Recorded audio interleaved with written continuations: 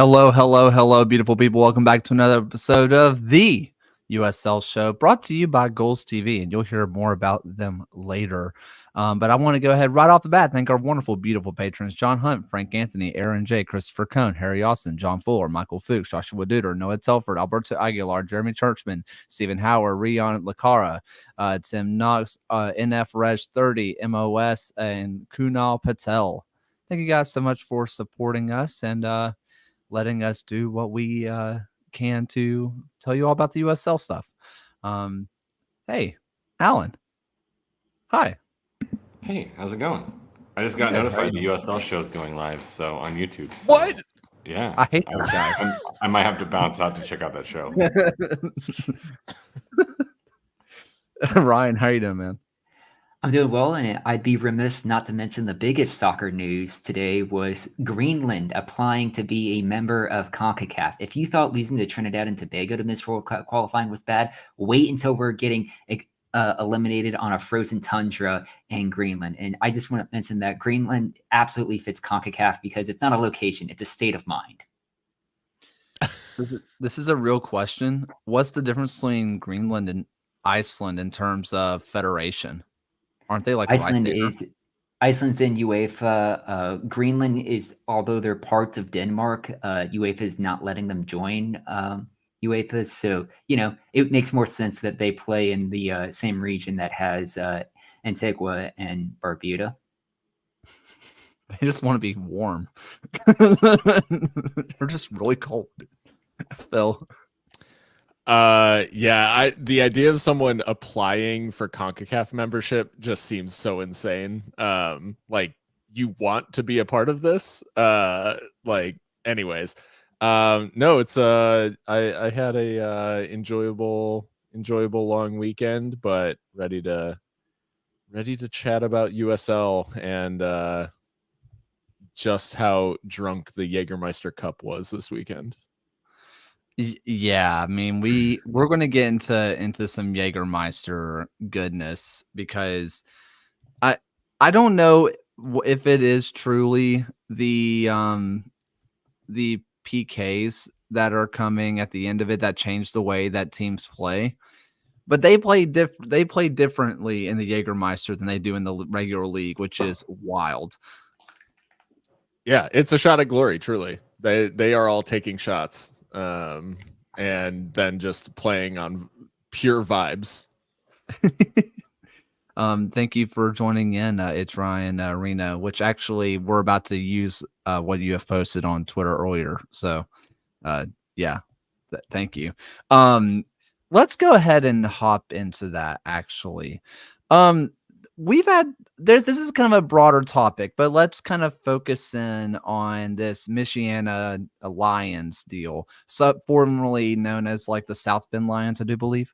And they had a hot mic situation that we kind of talked about pre-show, which has a funny little twist in it that Phil found that I didn't even notice, that I'm just going to let you guys listen to it. This was a broadcast on for League Two that I think needs to be heard, and we'll get into some deeper conversation about this.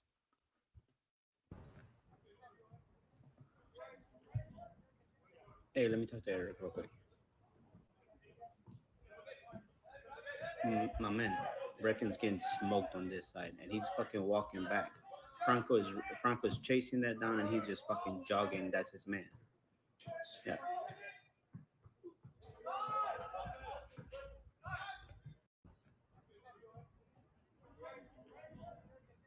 Hey, let me talk to Eric real quick. My man, Brecken's getting smoked on this side, and he's fucking walking back. Franco's chasing that down, and he's just fucking jogging. That's his man. Yeah.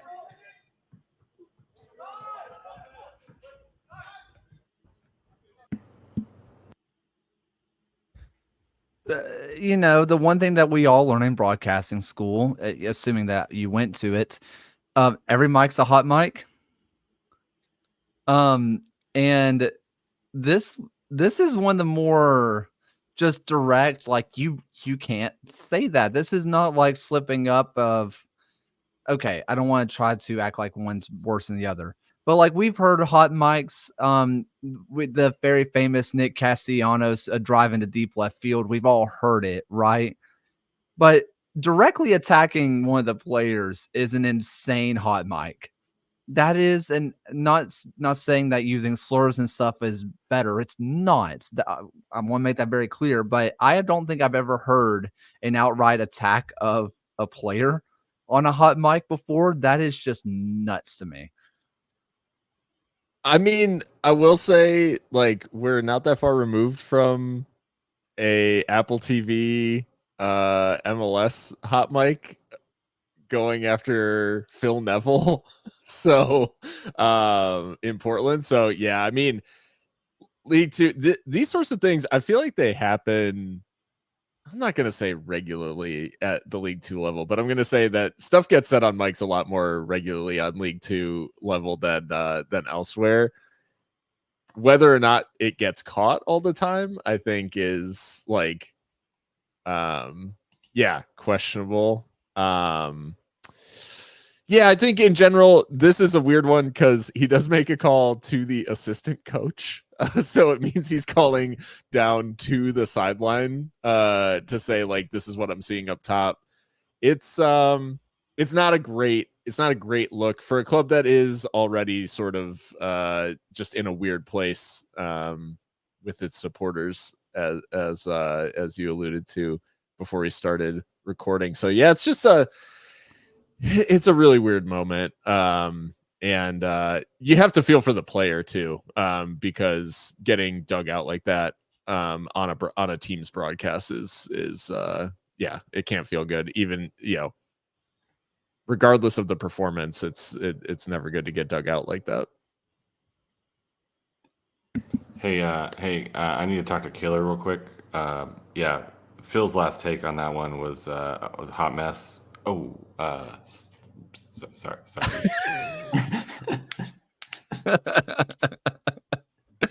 Also, that girls soccer game. If you have not seen the girls high school game hot mic that came out a couple of days ago, it's on Awful Announcing. Take a look at that. Absolutely unbelievable. Also, the Taketo goal for Ballard was nuts. If you haven't seen that from League Two, that hot mic was worse. I will like the initial That was like the first one I found. Oh, see, that one's bad. If you don't know what we're talking about, basically the announcer goes from "This is the worst soccer I've ever seen. If they're not even going to put a pass together, I might as well just leave." And then eventually says, "There's a hot mom down there. Look at that mom. She's real hot." It was just like, what is going on? Oh my God. No, yeah, I don't know. Just some situational awareness. That's all we're asking for, people. Well, one thing that kind of going on here is that the group that has been supporting South Bend, who are now Michiana, 6 Districts Coalition, they are not supporting the club for a little bit. Like, they still love the club and what they've originally said, but they said that they want see changes. And until then, like, they are going to take an extended leave. And I think that some of the stuff that they have laid out in the past, apparently some club officials didn't know Spanish. They were doing a chant in Spanish, and they said for them to stop because they said they were saying inappropriate things or anything like that. They have posted the receipts. There was nothing inappropriate. They just didn't speak Spanish, so they just assumed. This is also the same ownership that owns Kettering Town, which I was going to do the K and an E and a Z and a C thing, but there's like 3 people going to get. But like, I figured it wasn't worth it. I love James A. Caster, so it's so good. But they've kind of mentioned the same incompetence that has seen Kettering Town go down the table in England is kind of made its way over here as well.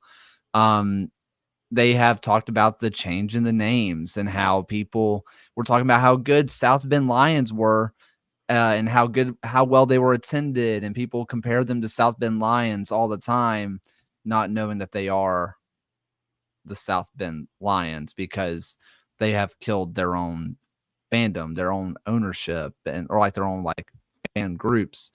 They also did say like, hey, by the way, we haven't won a game in 2 years, and like there just seems to be no direction for the club.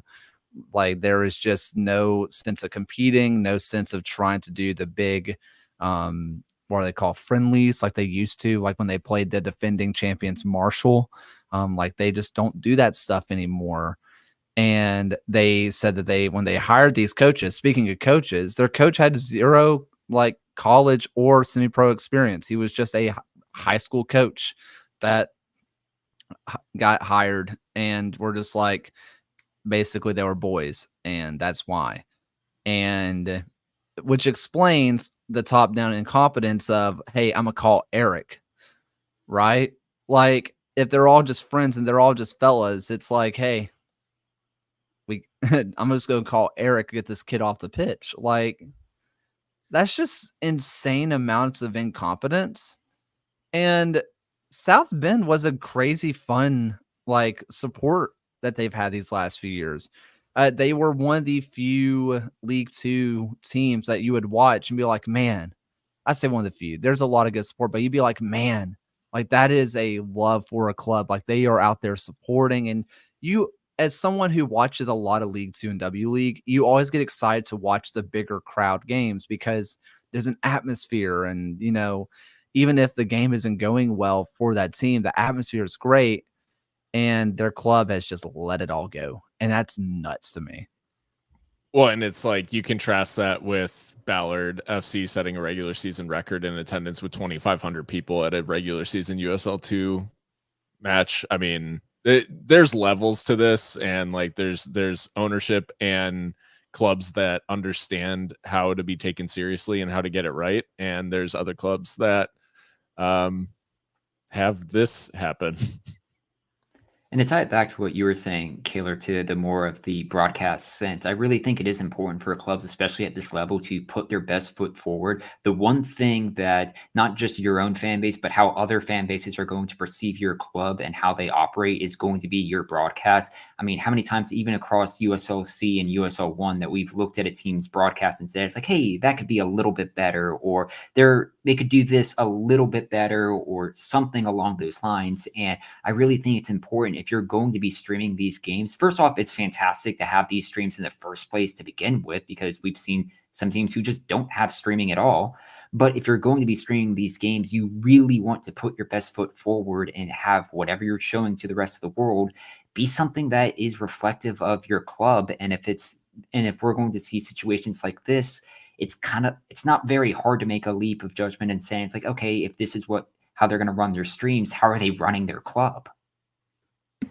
Yeah, this is like a less cute version of when, like, I think Nisa was on like Mike Cujo or whatever, and I forget which game it was. It was a playoff game, and it was literally like two middle school kids were holding the device that was streaming the game and talking to each other, but I don't think they realized that the people could hear them. But this is like, just reminds me of like some more older school, just fly by the seat of your pants kind of deal. And I think it is something that teams can make a small investment into in order to get big returns from, like you said, how they're viewed from the outside. I mean, look at us. We're just dudes hanging out with some microphones, and like, it doesn't take a lot to create something that looks like halfway decent for public consumption.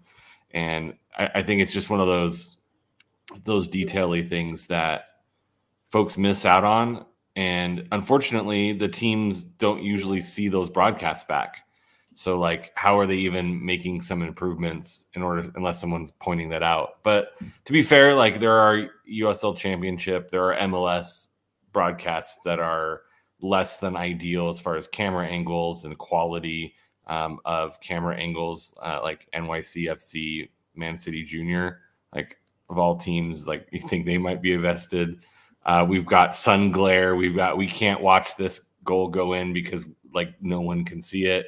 So I mean, we're not saying that everyone is like perfect, but these are very easy like things to like have an off switch on your microphone. And people make mistakes, right? Like I've had my audio go through my computer instead of my microphone, and I was, you know, commenting on something that you can hear, or opening up a bag or a jersey bag, so it sounded like I was having chips in the middle of a broadcast. Like these things happen, but I think if teams want to be taken a little more seriously, they need to, you know, be a little bit more serious in how they produce. Real fast, William, I don't know if we're talking about the Sacramento Birmingham game today. Maybe I'll probably mention it in passing at the end. So there's that. The local journalism program, I've been very open in the fact that I would kill to be Legion's WFC like person. Like I would do it for free. I would drive out there, set up the cameras, do it myself, do it for free, because I love what the WFC like team represents. And I mean, this is not just me taking a pop shot at Birmingham. This is a lot of teams, but they don't have a stream for their 2 team or their W League team all the time. And it's like, if anybody's going to have it, theoretically, it should be your professional teams. And there's a lot of League 2 teams and W League teams that like I'm going to watch highlights because I'm trying to find stuff for the glove of the game, because I want to highlight some League 2 and W League. And there's these amazing performances that you can't find anything on. Like I read these box scores on how they had this many shots and this keeper saved this many shots, and I go to watch the replay so I can edit it, and it doesn't exist. And if you're a semi-professional player, isn't that the point of this? Is to get scouted by a college, by a professional club? Isn't that the whole point of doing these, is to get scouted? Some people are just trying to hold on. I get it. But if you're an 18, 19, 20-year-old player, you know, isn't your goal to get scouted? And think about what we're talking about with, you know, this team, Michiana. Imagine being a player and you see this clip comes out and you're considering going there. Do you think twice? Because you're like, I don't want to have a bad game and then suddenly I'm being told that they're going to call Eric on me. Like, no, I would not want to be a part of that. That's not a culture I want to be a part of. And if this is the one clip that goes viral, imagine if there was a club that was kind of interested in me, taking me on loan, and then they just see that the commentator is just talking so much trash about me that maybe they think there's something going on behind the seats. Maybe I don't train well. And now that you're off their list because one guy went rogue. And yes, Alan, like you said, mistakes happen. They absolutely happen. And it'd be a little bit different, I think, if they didn't have these other issues going on behind the scenes as well. This doesn't feel as much of a mistake as it does a symptom to a bigger issue. But yeah. Can I just have a quick rant about something real fast? I know we have some social media admins in here, so, who are in the chat, so don't hate me too much. I really hated the USL Championship replying to the guy and be like, we don't control any decisions. Like that was from Aaron J. And just like, I don't control any decisions or whatever. Because the snarky reply is kind of funny. Like, hey, admin, sign a person. And it's like, okay, I don't control roster decisions. Yeah. I think it's always kind of funny. And I think every admin kind of wants to make the joke at some point. But when it's genuine complaints and stuff, and your only way to, as a consumer, to talk to the producer of the thing that you're consuming is through social media, just to say, I don't make decisions, that's kind of crappy. And I'm sure as a moment, like, I'm not trying to say that the admin is a crappy person, that I hate them or anything like that. That's not what I'm saying. But like, it's just either let it go or just, hey, this is a thing that has been popping up a lot. Higher management, this complaint's been coming up a lot. Maybe you should know it. I don't know. It felt really weird. Yeah, I think in general, like a good rule there is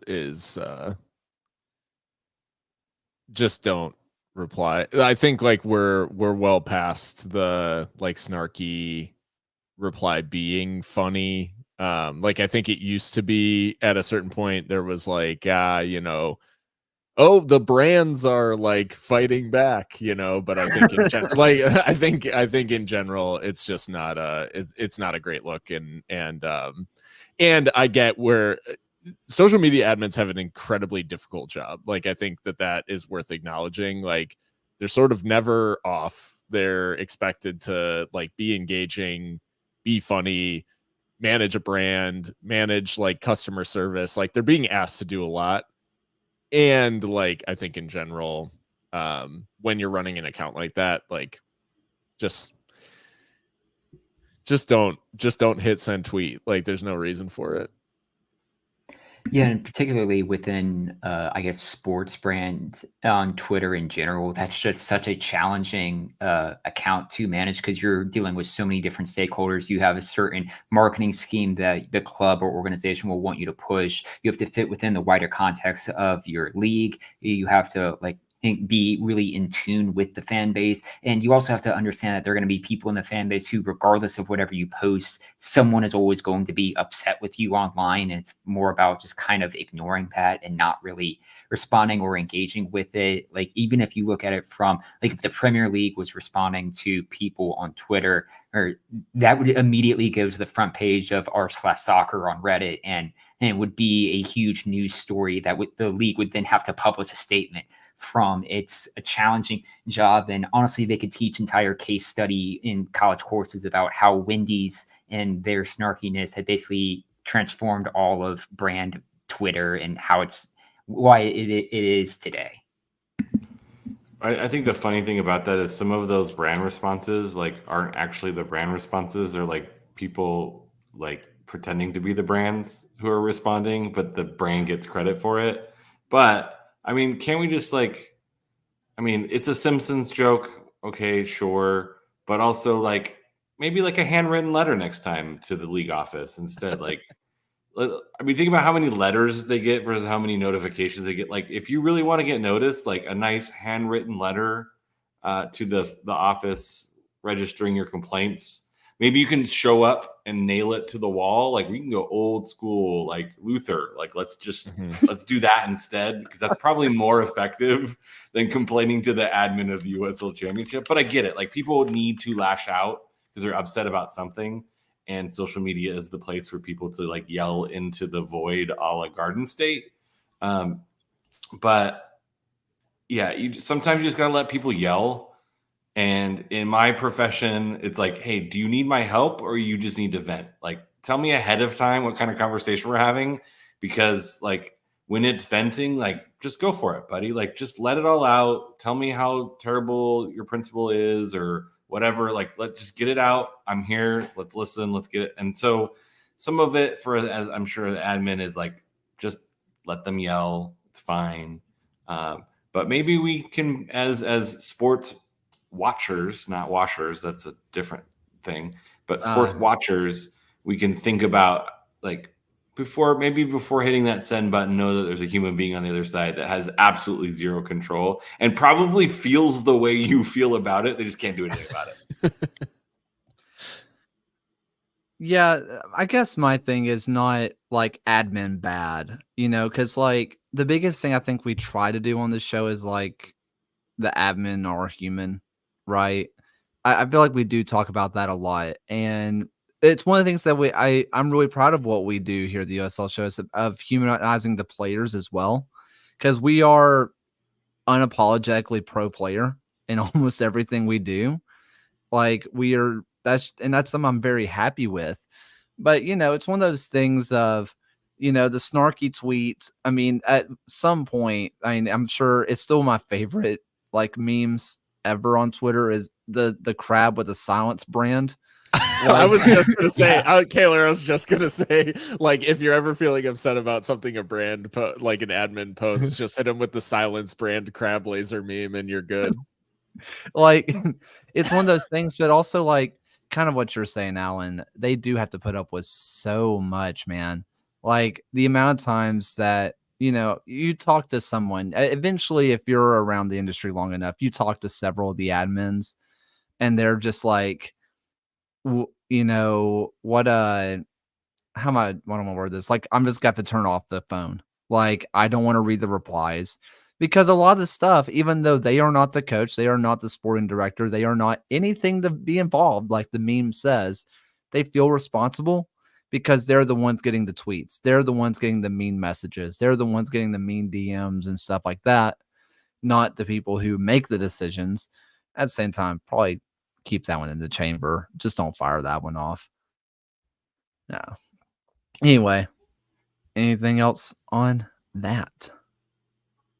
Nope. Okay.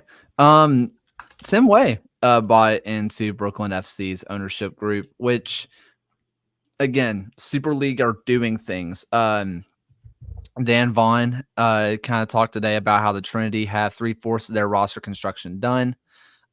They have their head coach in ready to go, how they already have a idea of what kind of systems, what kind of approach to the game that they want to do, which this is nothing against Dan Vaughn at all, but we want to have a free flowing attacking offense. I feel like everybody says that. I feel like most people, when they get hired, don't say we're going to park the bus. We might score a goal every 3 games. Like, I don't think anybody normally wants to come out and say that. High flying attack is usually the best way to get on fans' good side. I don't know.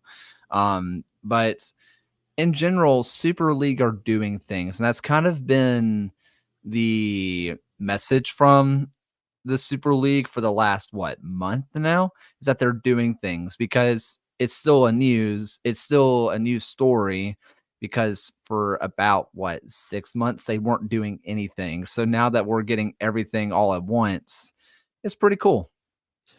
Brooklyn FC, like, in general, if Queensboro died for this, it was worth it.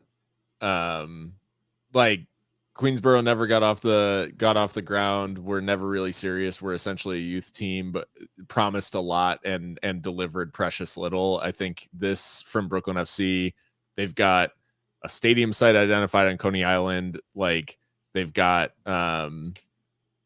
men's and women's team. Like, I think this is it just feels like a step in the right direction from the league, and having a serious team in New York is a big step in the right direction. Not to mention a team in the suburbs in League One in a couple of years. So yeah, big moves in the New York City metro.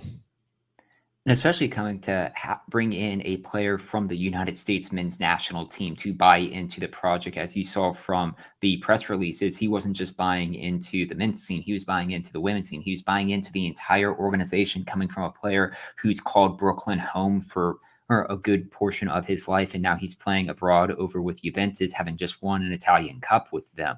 Even though the press statements didn't say what percentage stake that he was buying into the team, the fact that he's buying into the full project, to the full idea, is just an impressive, it's a really impressive ownership stake for this team and for USL.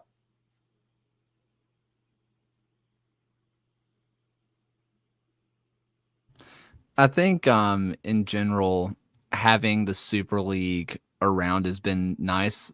Speaking of broadcasts, though, what is the deal with that? Because we're running up on deadlines here. Like, I know we have until August, but also August is 2-3 months away. Like, we had their inaugural matches announced, which is awesome.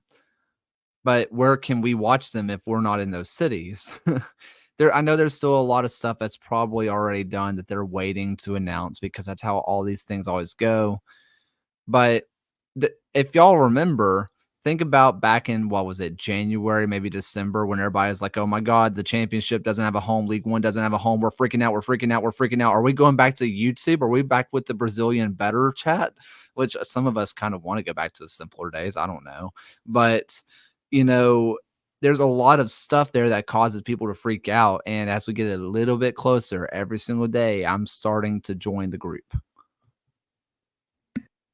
I think NWSL fans are laughing, going like it's like that meme where it's like, "Is this your first time?" Because it's always a bit with NWSL with their schedule, right? It was like, "Hey, we're gonna be playing sometime, so get your season tickets.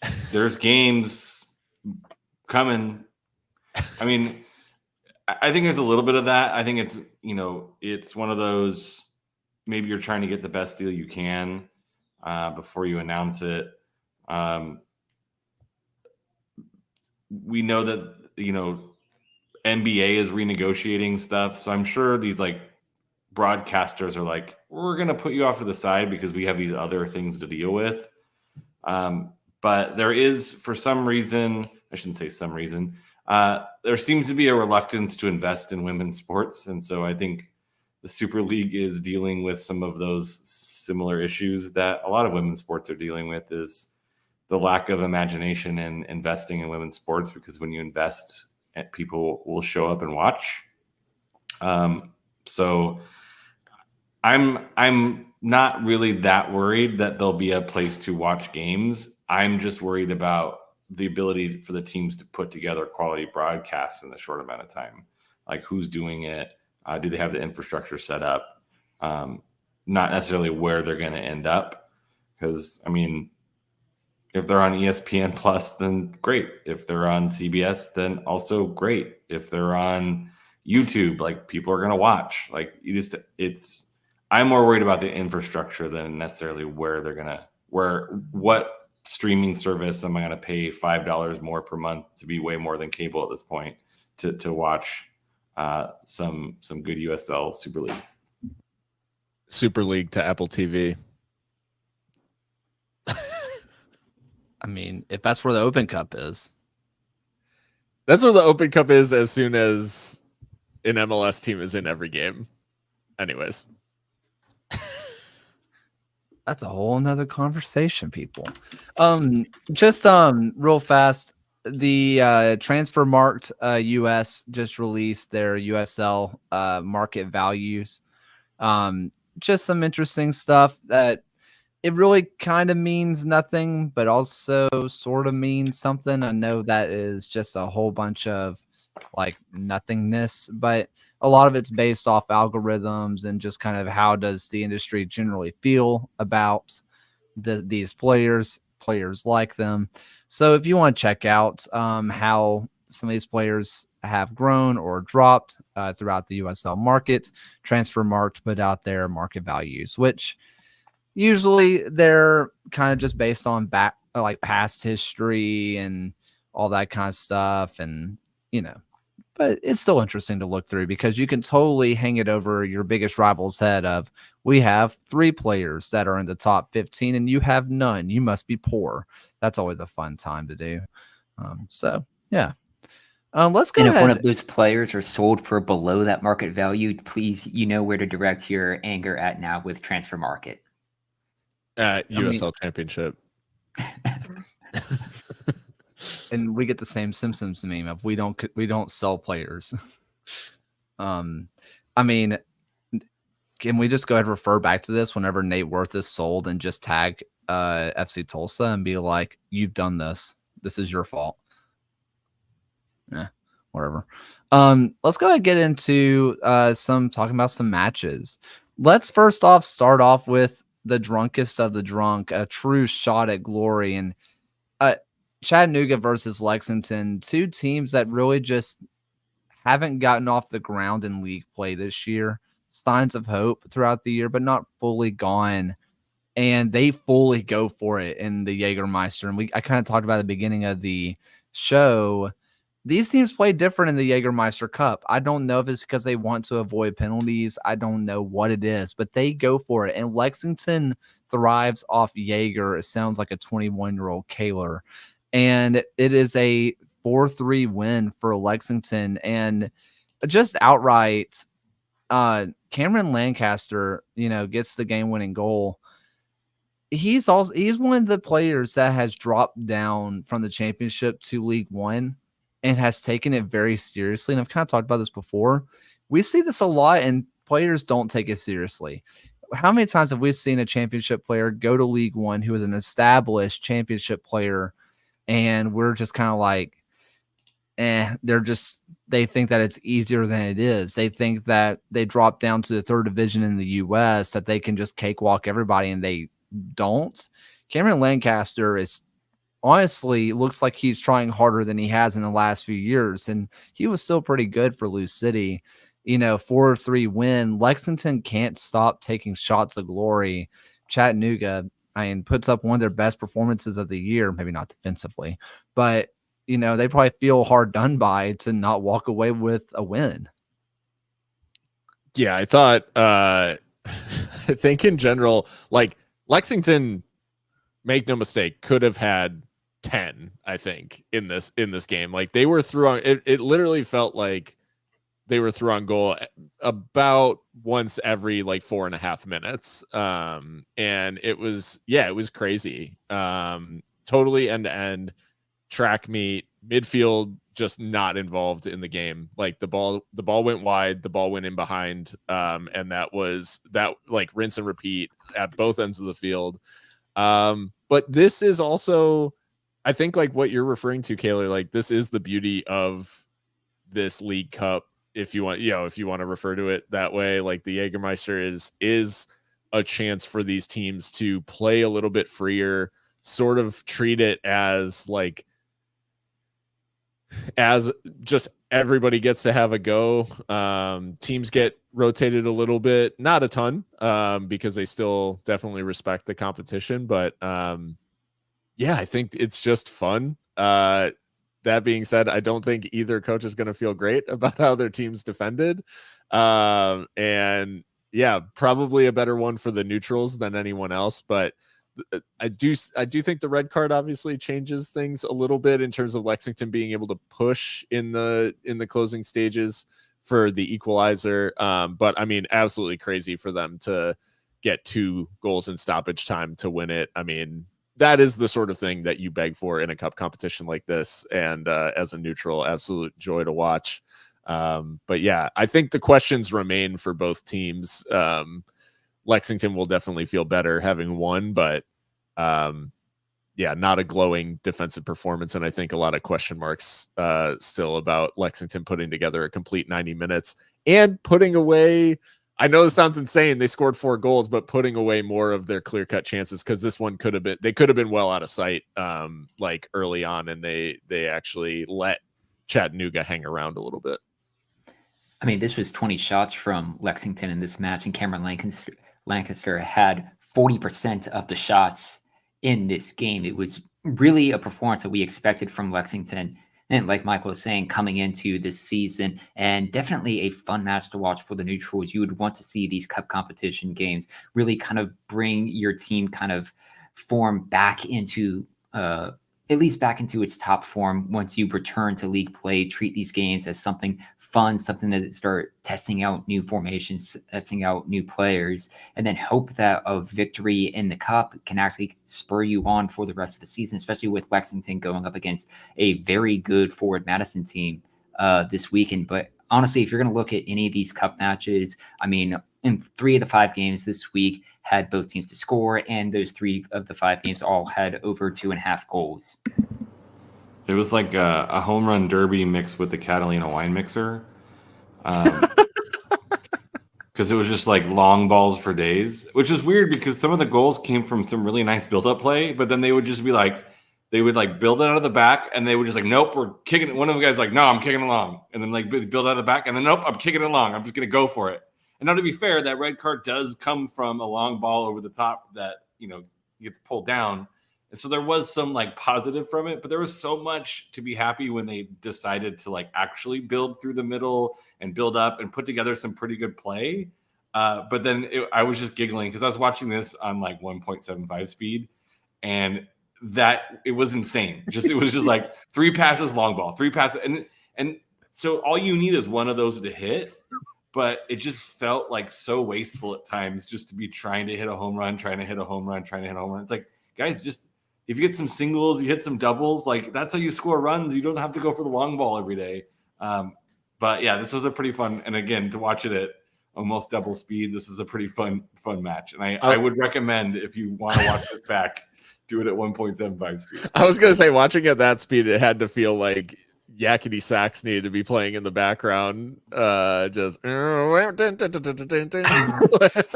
That's exactly what I was pulling up. I was trying to figure out how to put it yakety sax over.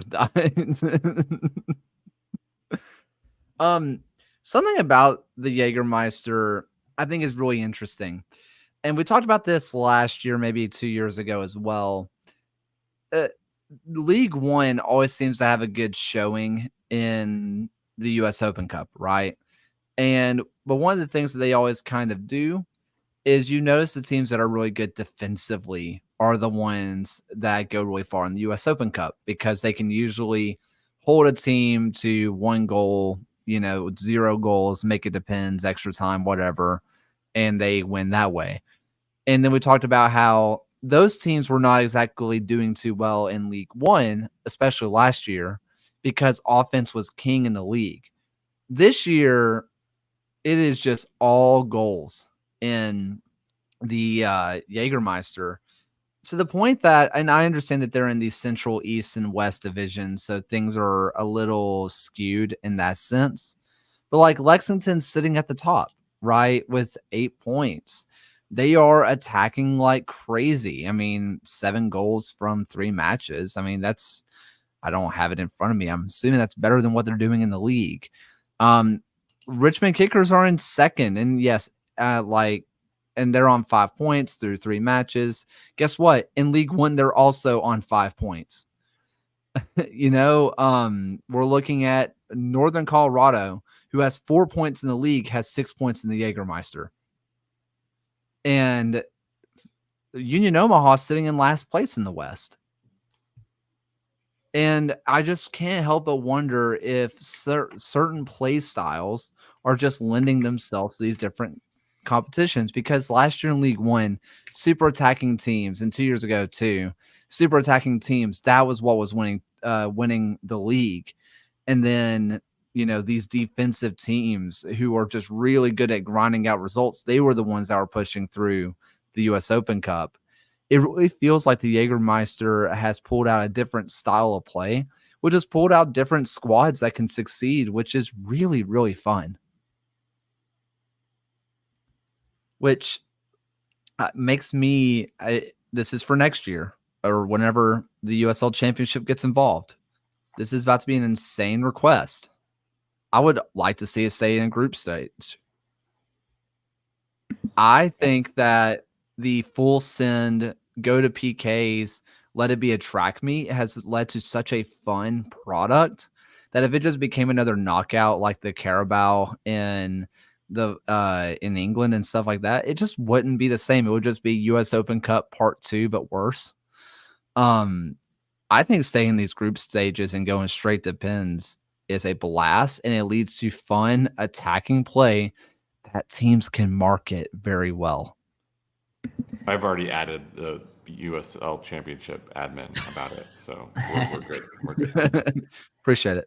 Job done. And not to mention, with the expanded competition, it would make for at least a little bit more balanced, taking teams from knockouts. As it stands with a group stage of 3 teams, someone's going to be kind of left out in the cold. It's almost pretty much inevitable that someone's going to be undeserved and left out of going into knockouts with this competition. If you expand it to have as many teams USL 1 is going to be adding over the next few seasons, with the current crop of USL Championship teams, you'd have a lot of really intriguing group stages there. You could mix it up. You could do it regionally, and it would still be balanced coming out of that for as many teams coming into the knockout stage. Also, just getting people in other cities accustomed to League One, I think would be so important for championship fans. Because how many times have we seen a championship team sign a League One player and they'd be like, meh, it's a former League One player. We don't know anything about them, and they're a world beater. And I mean, Trevor Amon, everybody kind of knew who he was. That was a little bit different. And, we knew Rogers. But how many Tulsa fans didn't know about Arthur Rogers? that are finding out just how good he is because they had no exposure to League One. And that's the beauty of what this competition can and probably will be in the future. I think the stay in the group stage will just be a home run. Let's move on from this, and I want to talk a little El Paso. Phil, I want you just to have a little bit of time. This is a bad admin bashing day. I'm just going to throw it out there. The "don't count us out" tweet, despite being up a man for 45 minutes, was wild. But in all seriousness, no, you go and play Charleston and win, even up a man. That is no small feat. The Wilmer Cabrera, appointment looks great already. And this, Amando guy, where have y'all been hiding him? What? I mean, he's been starting, but like, what's been going on here? This already looks like such a transformated team. Yeah, I mean, the couple of things I'll mention is, one, yeah, the red card definitely changes things, and there is a bit of Chris Allen not easily like brought into these like yellow or red card situations. I think like he's they have done him a little bit in terms of it was an absolutely brutal challenge on Liam Rose, and he probably could have gone for the first one, and it felt like justice served like when he did get sent off for the tackle a couple of minutes later. All that being said, this Locomotive team has been given confidence first and foremost, and I think you could just see that players they trusted themselves a little bit more to play their game and to play the way that they know how. So I think that's step one of sort of the easy part of Wilmer's job coming in, is giving back really good soccer players confidence in the fact that they are good, right? That was his first job. And he even talked in his opening press conference about how like getting their heads right is first, and like the feet will follow, essentially. And so he knew he needed to give the team confidence, and it's clear that he's done that. And this is still like a deeply flawed team that is like going to be going through some growing together. Because there were a lot of opportunities where Charleston easily could have won this. Some brave defending, some not so good playing out from the back from El Paso at times, but it was extremely refreshing just to see the players believe that they could hang with one of the best teams in the league and then do it, right? Like that is, regardless of everything else that went on in the match, the team believed that they could. And when Charleston come back and equalize, we've seen this Locomotive team so far this season, pretty much when that happens, they implode. Like, stoppage time against New Mexico, giving up 2 goals to lose from 2-1 up. Oakland Roots scoring a couple of times to win 3-2 from 2-1 up. So there's enough examples of this team like mentally not hanging in there. And in Charleston, like at Patriots Point, coming away with all 3 points, despite the fact that Charleston get the equalizer a few minutes from full time. Like, I know they were down to 10, but I think it'll still be a big confidence boost. And it is a perfect start to the Wilmer Cabrera era. I'm just glad to hear Wilmer Cabrera is a big fan of In Vogue with that "Free Your Mind and the Rest Will Follow" bit. That's a good shout. It is worth mentioning that I had this said a few articles ago, through all of last season, whenever a team had parted ways with the manager through a sacking or a firing, I think none of those teams won their immediate first match after that was played. So the new manager bounce is officially back on the table with this El Paso victory. Which is kind of crazy because I am full on new manager bounce is real and infallible. So the fact that it wasn't before. Thank goodness that betting wasn't around me because I've been losing a lot of money then because I would have just been hammering everything on that team winning. Let's go ahead. I want to go to the USL Tactics show for this week, which was North Carolina, which was a ton of fun. Even though John is not here, let's go ahead and hear his beautiful voice for about 2 minutes. Maybe. Possibly. There's a chance.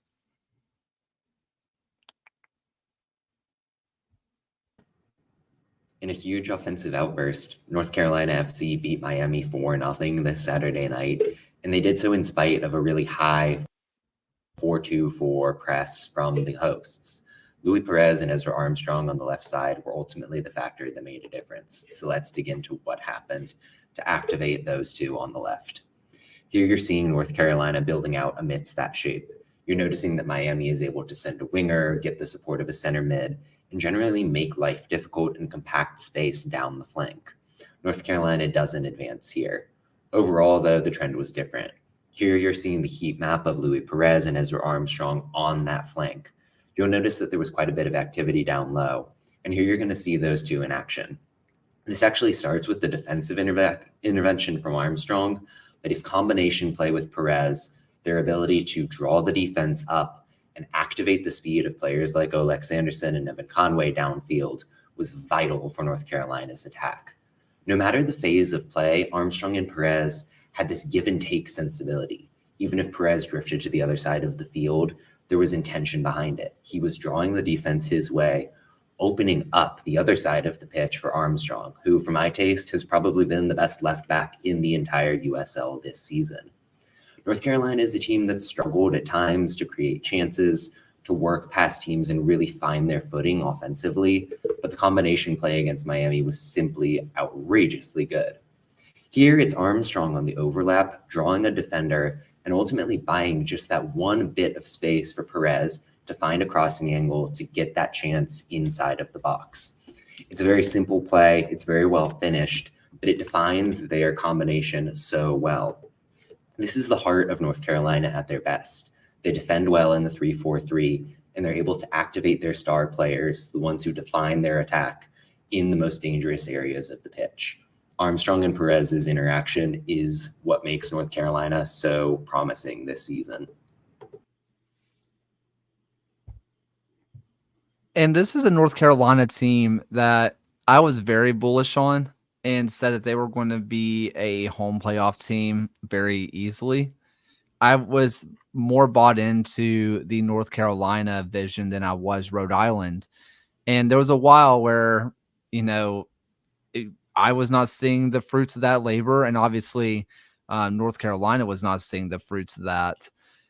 And now that they are, granted, this was against a Miami team that was starting an academy goalkeeper, but they did hold a clean sheet for 50 minutes. But 4 goals in 30 minutes is nothing to scoff at if you're North Carolina. Defensively, they didn't really have to deal with too much.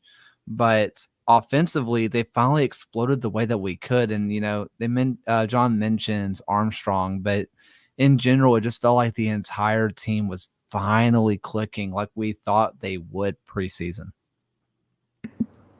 I mean, you don't have Messi, so that's a huge detractor for Miami in this one. He was in Vancouver. Actually, he wasn't. He was. My favorite part of this is I didn't write down who said it. One of the guys calling the game was like 1-0, might as well be 4-0, and like North Carolina was like, someone called down from the press box and said, "Hey, it should be 4-0," and they took care of it. So they called Eric. They called Eric and got it handled. But I was like, I knew the score back when I watched this one back. I knew the score ahead of time, and I just giggled when he said that, because I mean that was the point. It was Miami had a couple decent looks here and there, but they never really felt like they were going to do any damage. They might have been able to pull one back, but I thought there were some pretty nice goals the one from the corner kick, like that was the kind of night Miami was having, was misjudged ball from the goalkeeper ends up in the back of your net, and it's just like all right, that's what game we're playing tonight. And all right, we're going to have to turn the page on this one for Miami, although I have a feeling they're going to be turning lots of pages this season because they don't look like they're quite put together.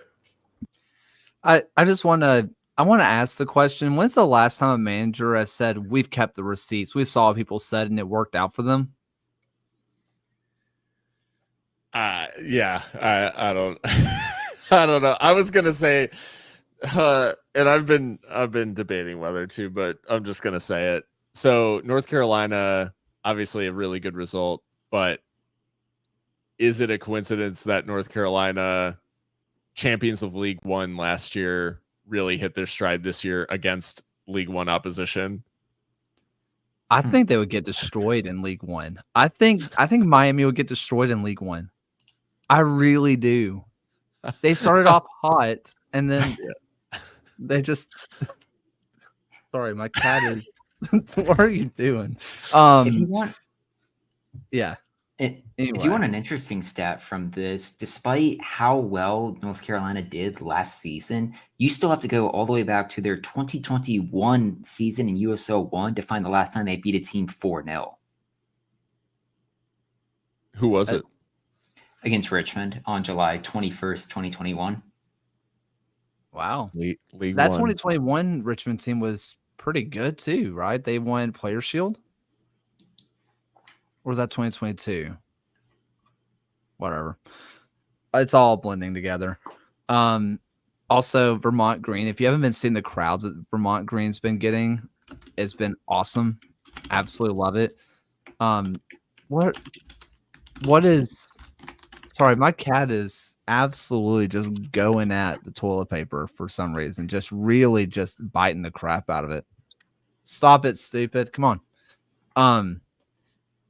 But anyway, I want to talk about another team who has really been blowing my mind just real fast. I want to talk about New Mexico. And Phil, you just wrote about Greg Hurst, but I do want to just say, like, I've said this multiple times. I said that Greg Hurst was back after his first goal against Pitt.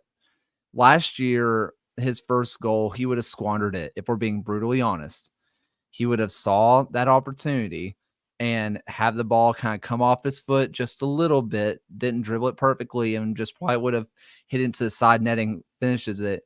And if that isn't just a depiction of how much this New Mexico team has turned the corner, because there was a while where they had an insane striking group and they just never quite put it together. This year, it feels like they finally put it together, not just a couple of matches. It feels like a complete team. Yeah.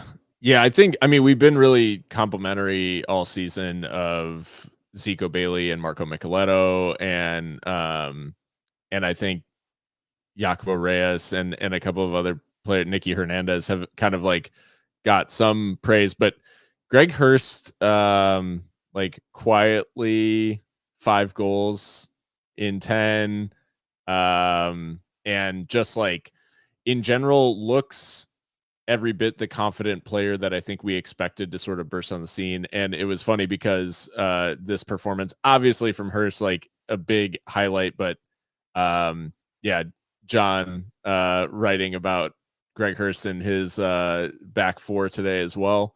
So make sure you check out John at USL Tactics on Substack for that one.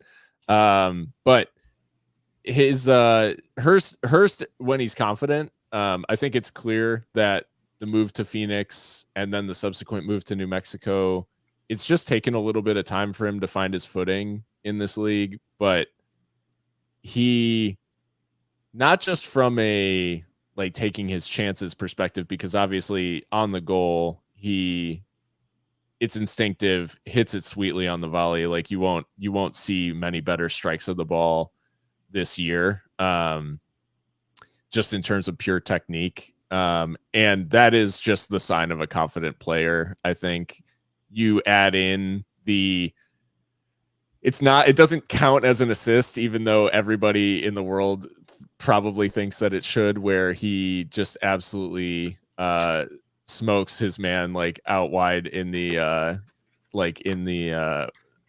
on the edge of the area, gets to the byline.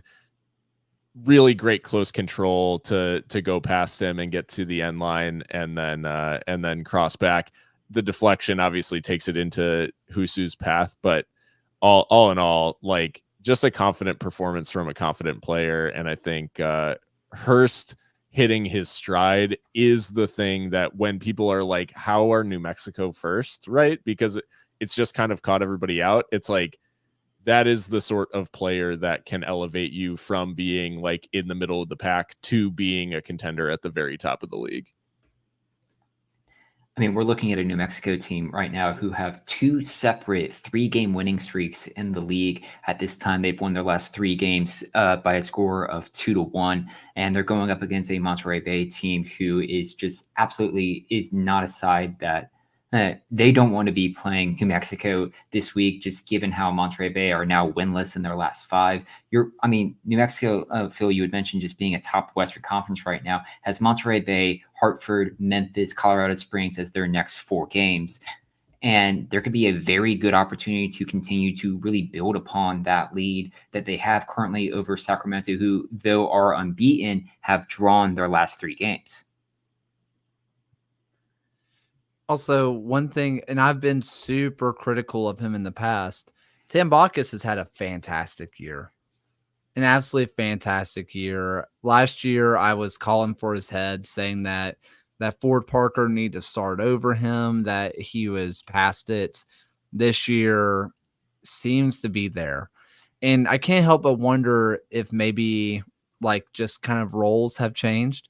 It doesn't feel like he's having to play with the ball at his feet as much as he did last year. And maybe this is completely jaded and I'm completely wrong on that, but that's just kind of the vibe I got. And it seems like they've let him just be more of the natural shot stopper that he is. I think that has also been a massive part of this season, has been Tim Bacchus has really taken a step forward back to when he first went out to Albuquerque. I think everyone's just missing the elephant in the room here is San Diego no longer exists and New Mexico couldn't beat San Diego. And so now that San Diego's gone, they can like win more games. So I think that's really what it boils down to. I mean, all the other stuff too, like really smart analysis, but also, yeah. Yeah, I think it's simple as that. Yeah, that's math. Let's go ahead and get into some predictions. I'm sorry, Memphis. We were going to talk about you and your really, really nice win over Pittsburgh. But this sounds maybe I can't believe I'm saying this. This year, it's kind of Pittsburgh. It has nothing to do with you, Memphis. It has everything to do with who you beat. Kaylor just doesn't want to talk about former Legion players scoring for Memphis. I love Marlon Santos. I absolutely love that guy. He's the best. No, I mean, I would not mind ranting and raving about, the guys that are over there, because rivalries aside, this Memphis team's so much fun, but this Pittsburgh team is kind of bad. So good team beats bad team. Admin has an agenda. Agenda. The bias is real. Let's go ahead and get into some predictions, and let's go ahead and start off with what I thought was going to be the second most toxic Twitter space, which might actually turn out to be the most toxic Twitter space. Louisville versus Detroit.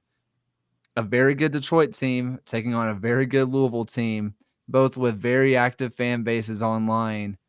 I thought that Detroit versus Phoenix was going to be toxic because, I mean, Phoenix fans do love to run the streets out on Twitter, but I feel like this is going to be another level with how the playoff game went and everything else.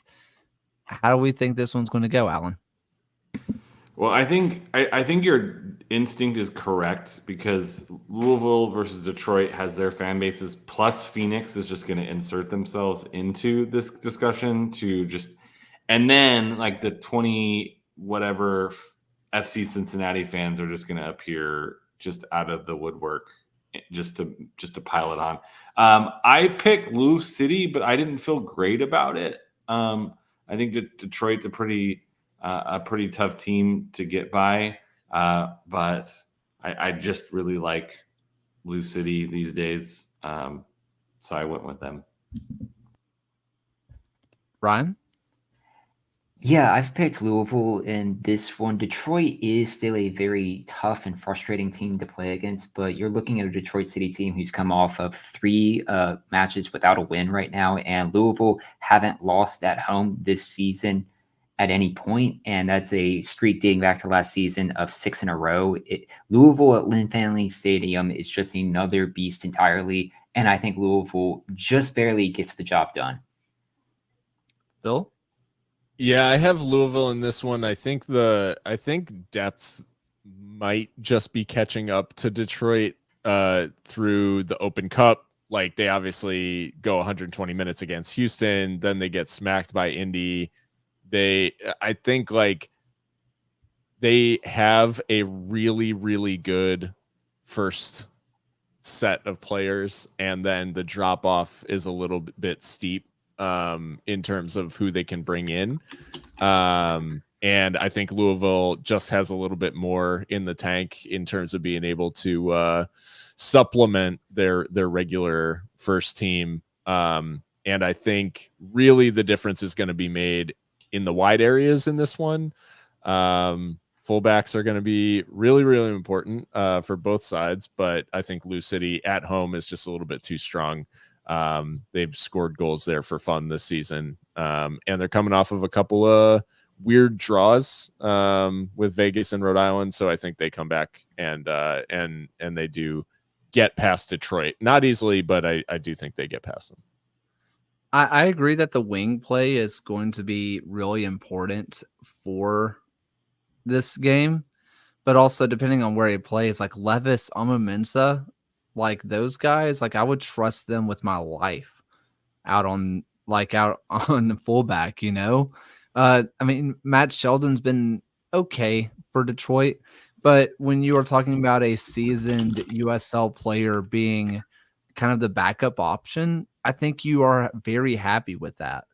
Also, I can't quit Maxi Rodriguez.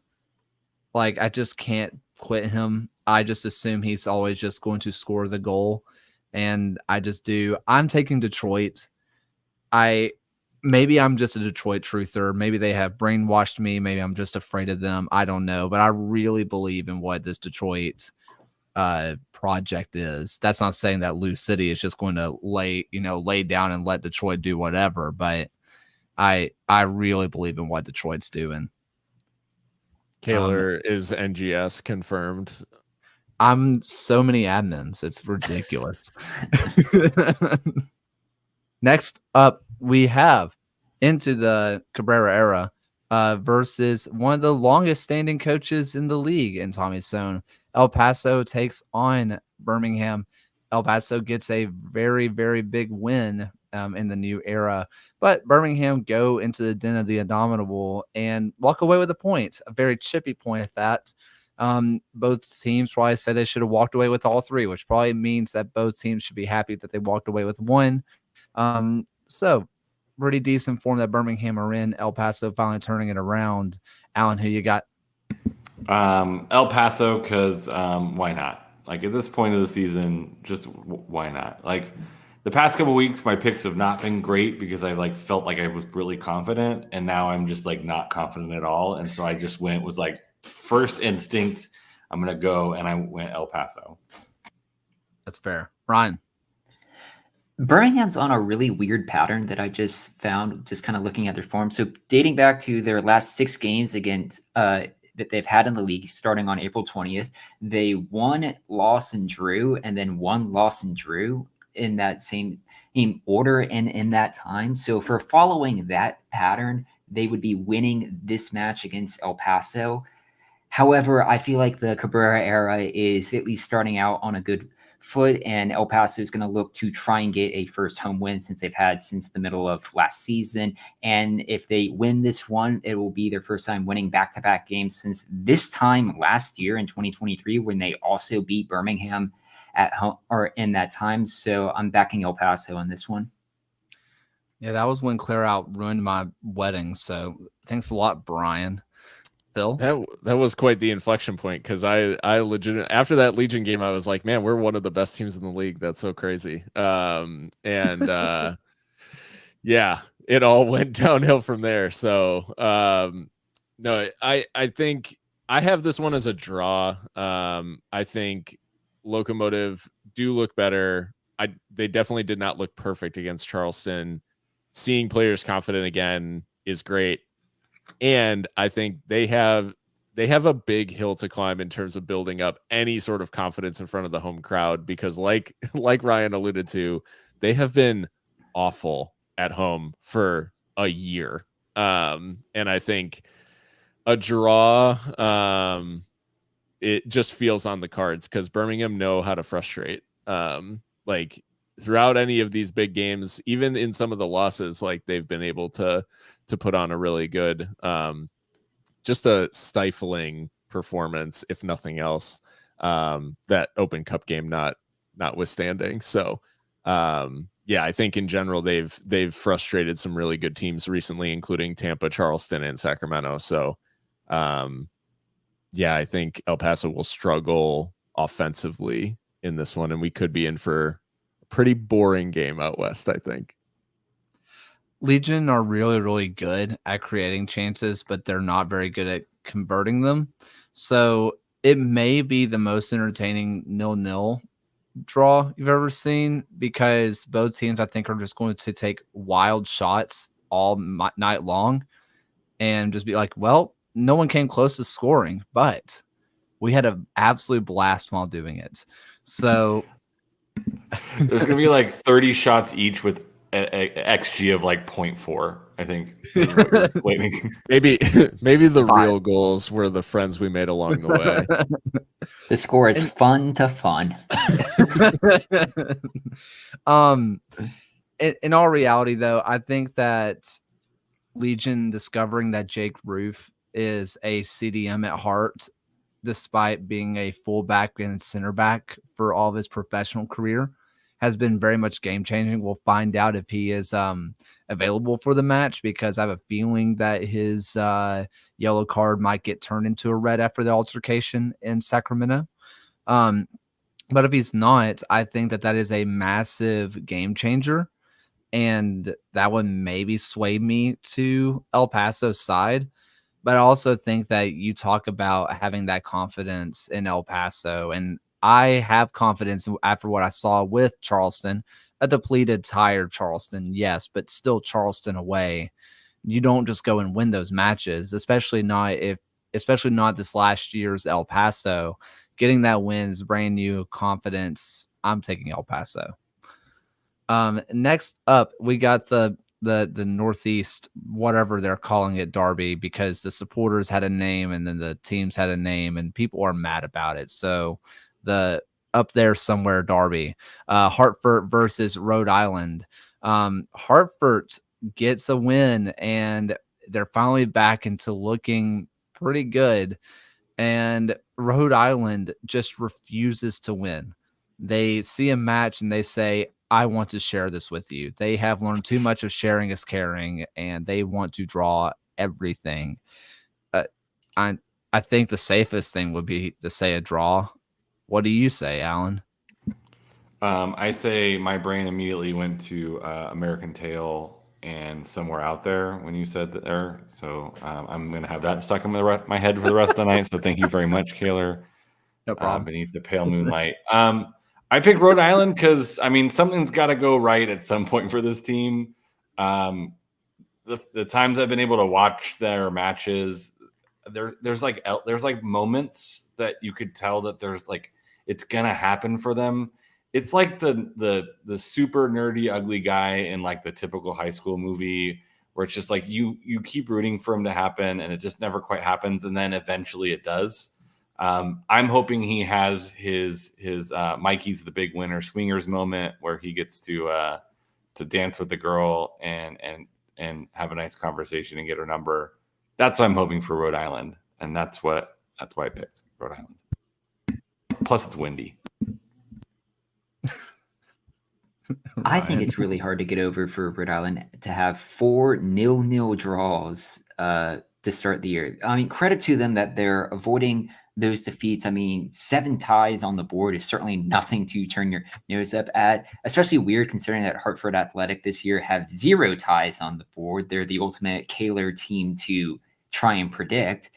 And I really think with a match like this, Hartford and Rhode Island are both going to take it really seriously, because if you're in Hartford's perspective, you do not want to lose this game. You cannot have your first rivalry match against Rhode Island be a match that you drop, because this is going to basically be a blemish on the rivalry for your perspective until the end of time. You can no longer say, hey, we're still better than Rhode Island if you start basically 0-1 here. I think given all of that, this match is probably going to end up going towards another draw. Phil? That's what I agree wholeheartedly. I think the draw is the most likely. It's crazy to say because Hartford, prior to beating Monterey this past weekend, had lost their previous 5 games by an aggregate score of 16-2. So, like, you'd think that this Hartford team is just like in a death spiral. They get out with a decent result at home to Monterey Bay. I think, I don't know. I still am not buying Hartford even after that result. I think Rhode Island is going to be the better side on the night. I think they're going to deserve to win. And I think just whatever sort of like curse is hanging over this team, I think they're going to be unfortunate to draw. But yeah, I think it is going to be a draw again. I think a draw for the neutral is the most boring thing that could happen, considering that both big admin day, both admins are ready to post the reaction tweet on if they win. That they are just scratching, just itching to post the GIF. Like, well, we saw you mentioned Locomotive's social media response to like winning the other night in Charleston, and you can tell when an admin is starved like for being able to post funny or good stuff, because and I know Locomotive's admin in real life, so like I'm not trying to like out the person or anything like that. But yeah, he went absolutely mad because it was like after that game, like there was an outpouring of emotion from admin as well, because he's just been chained up behind all these L's and just unleashed the memes. I just think that there's a whole front of just motivations. And obviously, we kind of joke about the admins and stuff like that. But like, players see what's posted on socials. They do. And knowing that there's already been a little fire between the two clubs, it may not be actual locker room material, but it's in the back of the head. Like, we don't want to get the, the Ryan Gosling laughing emoji, like laughing gif. No one wants that. So it's just the little things that can motivate. That said, and this is a toxic thing for me. Until Rhode Island shows me that they can win, I can't pick them to win. Not saying that Hartford has filled me with the most confidence that they can win as well, but still, I am interested, Phil, because you are a common Burke post-game enjoyer. I wonder how their record is going to be post "We will sell you if you don't get it together." Because it feels like they have been playing a lot better since that press conference. And going into a rivalry game, especially one where there's a couple of players for Hartford that their former coach, Connor Smith, is on the other side, that they really want to win. because it's not just a win. It is former coach bragging rights. It is, I might get sold here or released. I don't know. I'm taking Hartford, and I'm not exactly sold on it, but I am taking Hartford. Let's do Sacramento versus Tampa Bay. Tampa Bay, who had every single person possible in attendance for their last game. If you did not see all that, Best was there, Neil Collins was there, Randy Arozarena was there. Like an absolutely insane lineup of people who were there. So vibes are high. Vibes are also high for Sacramento, but they are going to be out without Russell Cicerone and Roro Lopez. One having lower leg. I can't remember what it was. Maybe it was Achilles. The other one, Roro, who tore his ACL, which is just brutal. I was genuinely devastated when I saw it. Like it bummed me out. But there's also a weird thing that happens in sports where an emotional leader goes down and the team goes out and just starts stomping people because they have a newfound motivation, right? Kind of go baseball. The Braves did it a couple years ago. Ronald Acuna tears his ACL, and they go gangbusters for the rest of the year because they were motivated by him getting injured. It feels like that could happen for Sacramento, who, come off a very cagey 0-0 draw to Birmingham, and Tampa Bay finally looks like Tampa Bay again. How's this one going to go, Alan? I picked Sacramento on this one, and I think the coin flip for me was this one's being played in Sacramento, correct? I looked at that correctly. Yeah, I think that's going to be the difference, is that travel and being East versus West. I don't think there's quite as big of a pressure on Tampa Bay to win this one. So maybe they don't go full bore against Sacramento, knowing they might face them later in a playoff situation. So, I think Sacramento has a lot to be happy with in their play, and they're always a tough team to play in Sacramento. And so I went with the travel having an effect on Tampa Bay and giving Sacramento just enough to get the edge.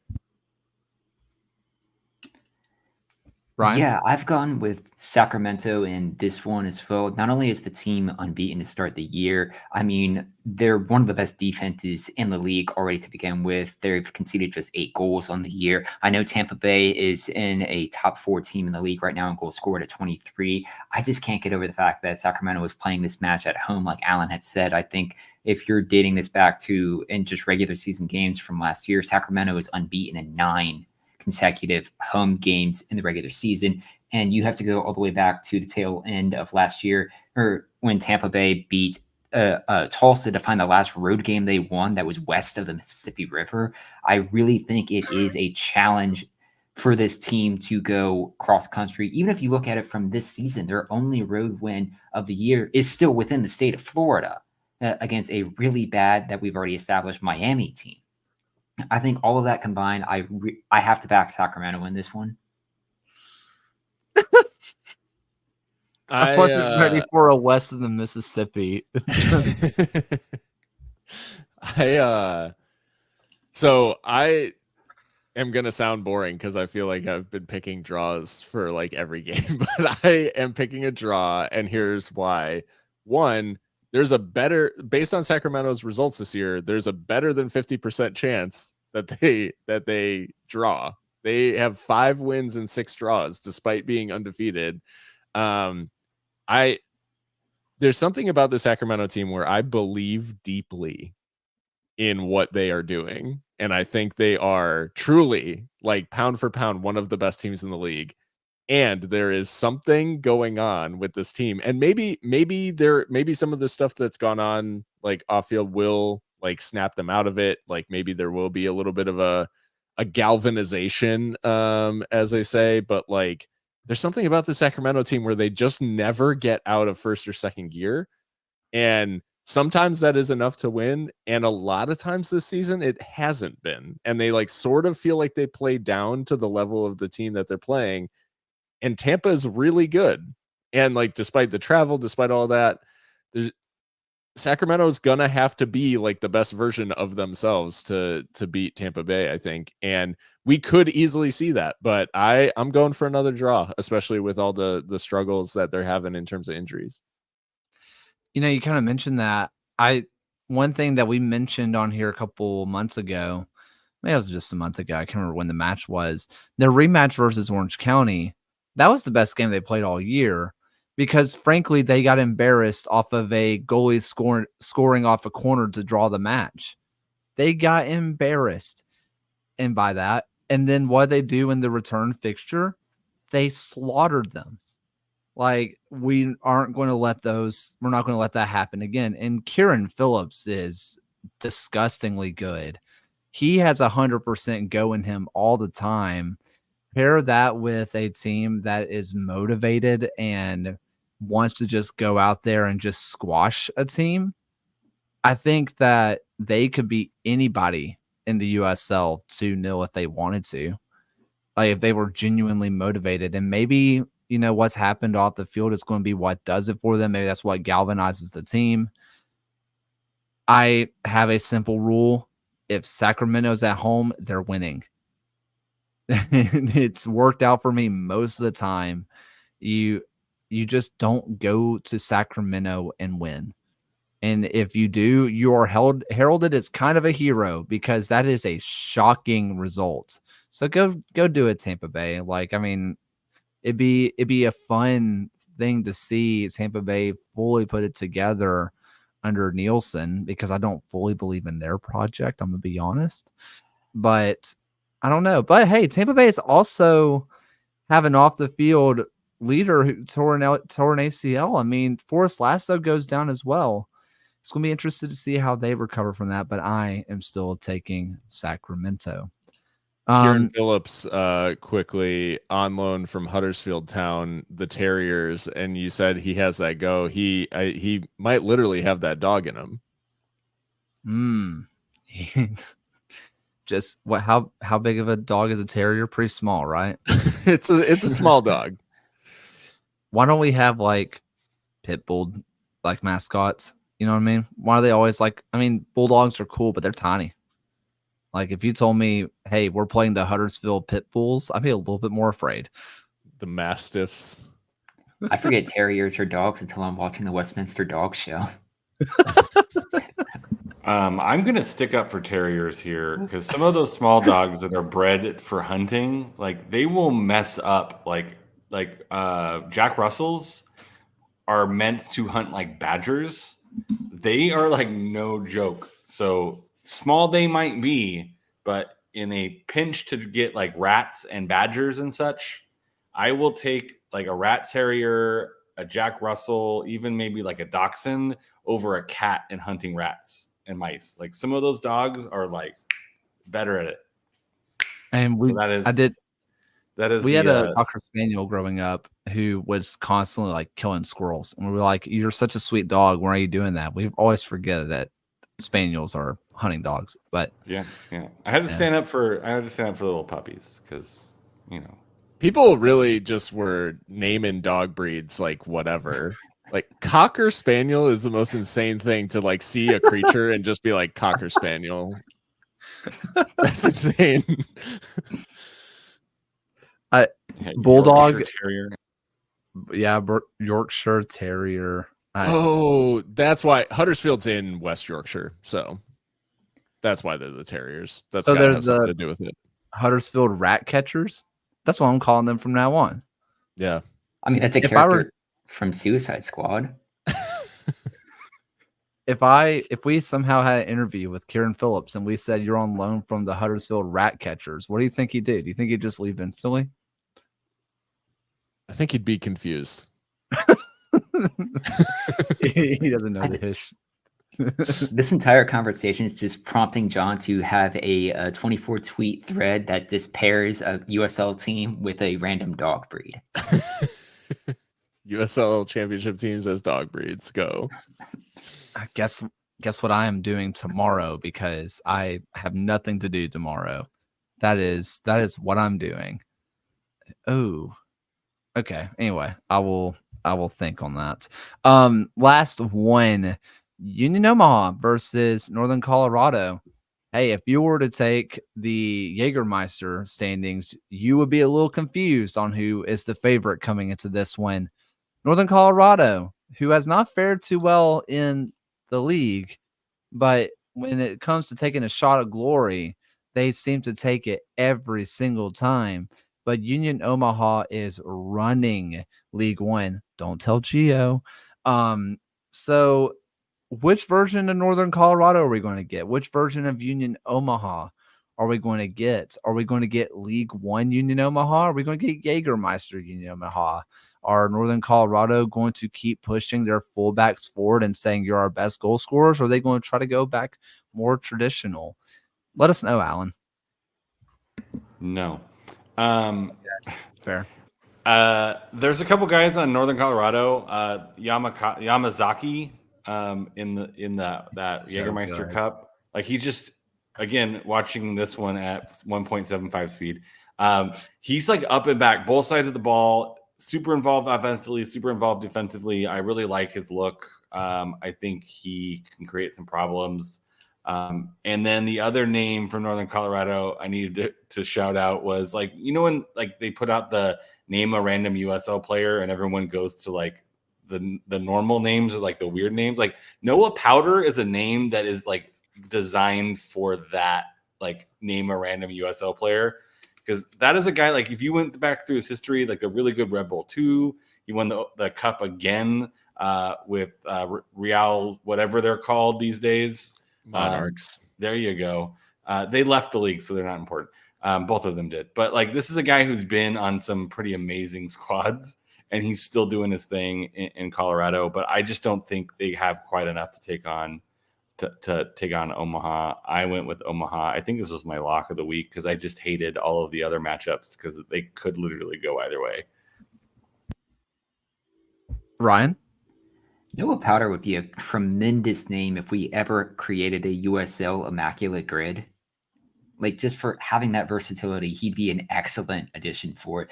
But yeah, I think Union Omaha, it really comes down to this match is they're playing it at home. If you go back through all the games that they've played this season at home, they haven't lost. I mean the last time that a team that they actually lost to at home was North Carolina at the start of last season. Yes, Charlotte technically beat Omaha on penalties in the playoffs, but that was still 0-0 after 120 minutes. Omaha at home are just a it was Madison at the first half of last season that beat Omaha, but at home, they're still a very tough team to break down, and that's why I'm backing them for this game. Yeah, I locked Omaha as well. Misael Rodriguez is off to just a lightning start in the league, but Dolabella, Gallardo, Lagos Kunga, they have so many ways to score, so many routes to goal, and that's even without mentioning like Josue Aron Gomez, who obviously great goal scorer at a championship level. I think all in all, like this Omaha team is just put together extremely well. Dominic Casciato has them cooking, and while they do mess around a little bit in the Jägermeister, in the league they've been nothing but business, and their last 2 league games they scored 4 goals. I think they narrowly lost in heartbreaking fashion to Sporting Kansas City, and arguably were the better team like at periods on the night against MLS opposition.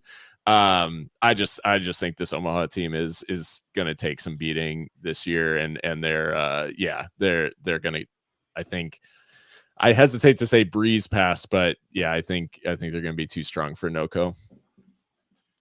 There's always a fun. I would love to see a proper immaculate grid for USL. I'm just going to content spit out ideas. I've always wanted to do the FB reference race, who can get to player in the fewest amount of clicks to the USL. Always find those fascinating. I think that would just be fun. I feel like Noah Powder would unlock so many of those. Yeah, I'm taking Omaha. I didn't lock this one, and I think that that Northern Colorado is figuring it out.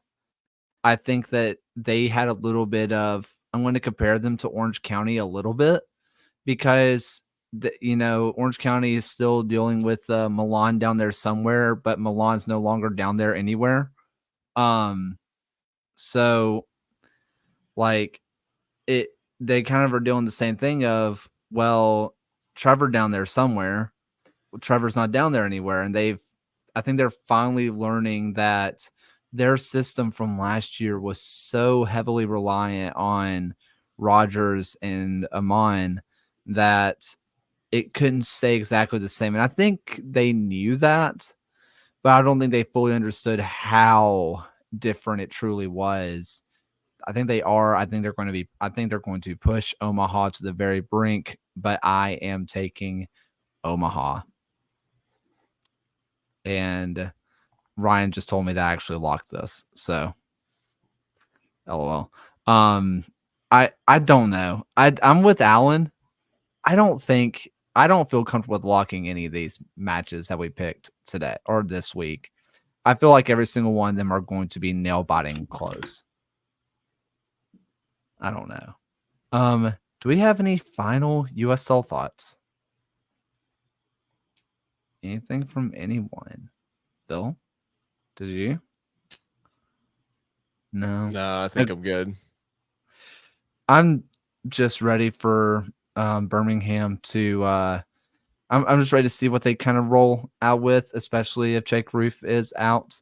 If I will say, if Jake Roof doesn't get a red, or if Juan Herrera's red card is not downgraded to a yellow, there must have been something insane said on the pitch that was not caught on video, because there's no reason why they should end up with different cards.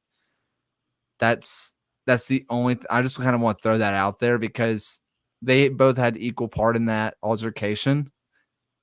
One getting worse than the other tells me either a ref missaw something or he heard something. And if things don't get changed one way or another, I feel like we kind of got our answer. Not saying when I say heard something, I don't mean like he threw out a slur. I don't want that to be what's taken away, but like harsh language or threatening language gets straight reds. I'm going to be intrigued to see how the league handles that. But yeah, that's all I have for all this. Final thoughts for the night in general, Alan.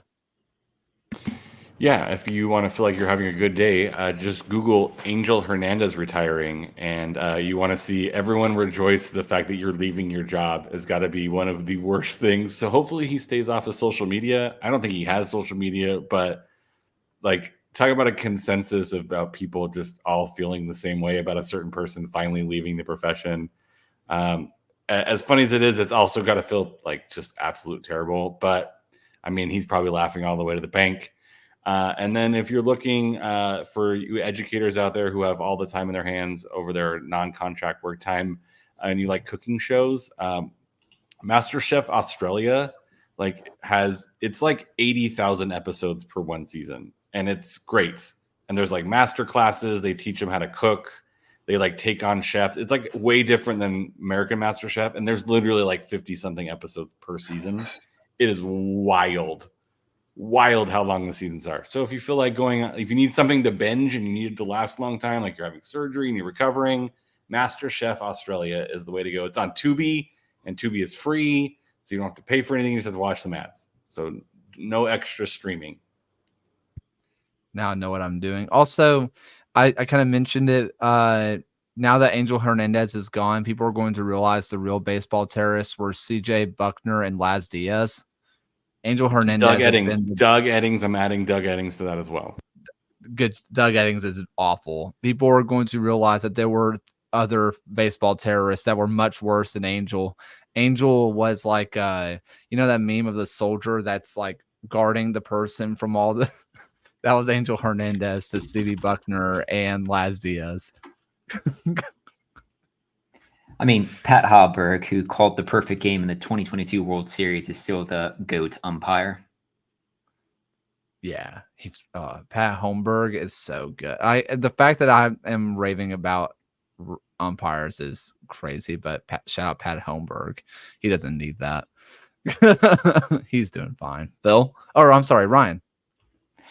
Yeah, so I just started an anime on Disney Plus called Blue Lock, which is really intriguing. It's about Japan's quest to create the perfect soccer forward/striker, but it's through like experimental tests, and it's within the goal of creating a soccer forward who is an absolute egotist towards themselves, that they only think about themselves. And it's really interesting to see the dynamic. Apparently, it's still ongoing and hasn't ended, but yeah, it's a cool kind of soccer themed anime that had a pretty decent first episode. Was that the one that was based on Zlatan? I can't entirely tell. They really blend at least real quotes and real reality, and then put in like their own like fictional being or fictional characters into the world. Interesting. Phil. Yeah. I guess this past weekend we talked last week about how it was a motorsports weekend coming up, and it was like Monaco Grand Prix in F1, which was an amazing qualifying and the worst motor race of all time. At one point, a race engineer told one of the drivers, "It does us no good to drive any faster." Like that, which is crazy that was said in a car race. So anyways, so there's that. And then the Indy 500 was the same day, which the rain in Indianapolis denied us the Kyle Larson racing the 500 and the Coca-Cola 600 in the same day, because there was a 4-hour rain delay in Indy. He raced in Indy. Ryan, keep me honest, he finished like 10th or something like that. He finished 18th. He technically was leading with 10 laps to go, but was off cycle and had to pit. Yeah, he had like a late pit stop. Anyways, there was a last lap lead change, or 2 lead changes, I guess, in the last lap technically. And yeah, so absolutely, that was absolutely insane. And when I don't know, it's just it was a pretty wild weekend there. And then yeah, in terms of watching stuff, cursed rewatch, me and my wife are rewatching The Office. And man, crazy that is a television show that got made like not that long ago, because it is just completely out of pocket. And there's some insane stuff. I'm like, man, this was only 2005. Like it doesn't feel that long ago. And yeah, just a wild TV show. But I am appreciating the swings they're taking. And even an episode that we just watched where they kind of crack down, like HR cracks down on Michael Scott's comedy routines. And I was like, man, this is such a good analogy for like every comedian who complains about cancel culture. Where they're like, well, I guess I just can't be funny anymore or whatever. And it's like, oh no, you can, you're just not. Like that's the, like what you're saying is not funny. So anyways, so in some ways it's timeless, I guess. Who was the dad on Full House? What was his name? Bob Saget. Let me tell you, there was a shock the first time I watched one of his stand-up shows. That was a moment for me. Not as advertised. Not as, going from America's Dad to whatever that was a real moment. I have also, okay, I've mentioned this several times. I have all the notifications on for the people on the USL show, and because of Phil, and now me, being in summer with teaching and stuff, I have a lot of time on my hands. So I've been watching a lot of racing, and I've been rewatching a lot of old documentaries, YouTube documentaries of racing stuff, and Imp Lemon, like Emperor Lemon, has a full documentary on Talladega, and it is stunning. on just the history of Talladega, how it seems to be a cursed land, and how like the Native Americans were forced off the land however many years ago, and then and it's, I'm not going to spoil the documentary because it's absolutely fantastic and you should watch it, but it goes a full like history of North Alabama into the racing history on how it was cursed to start and how just bat crap crazy the most feared track in NASCAR is. Must watch. It's like an hour long and you get sucked into it very quickly. It's a very good watch. So, yeah. Anything else from the night from anybody? We all good? Thank you again to our patrons. Thank you for letting us do what we do. Thank you to Goals TV, your one-stop shop for all things soccer. Anything that you want soccer related, it is there. Yeah, thank you all so much. And for the last time tonight, here's Alan's voice. Thank you for watching another episode of the USL Show. The USL Show is now proudly part of the Protagonist podcast family. Please go to protagonistsoccer.com to check out more work. Thanks for stopping by. We'll see everyone again next time.